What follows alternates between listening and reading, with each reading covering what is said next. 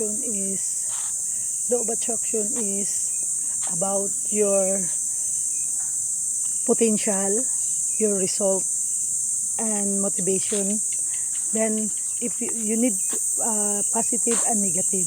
So I learned in the law of attraction is to believe yourself and don't follow to the negative people, follow to the positive people, and motivate yourself for the good future.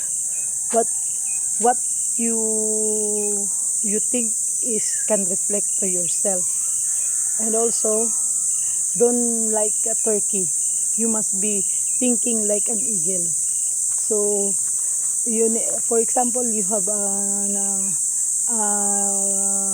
mindset like a turkey is not good. You must be thinking like an eagle. And I realized also, and I learned also that the law of attraction for me is my mindset. Last time, sometimes people can motivate to the negative thinking that, oh, that is but me, I realized to pursue and go for your goals.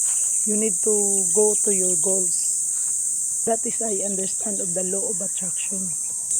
And then I realized not only confident you need also the ability and skills, because me full of confidence, but sometimes the full of your confident also not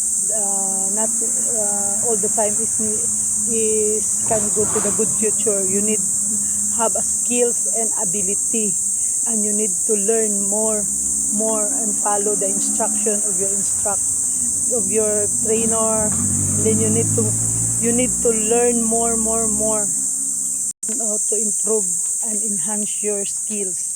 That is my learning.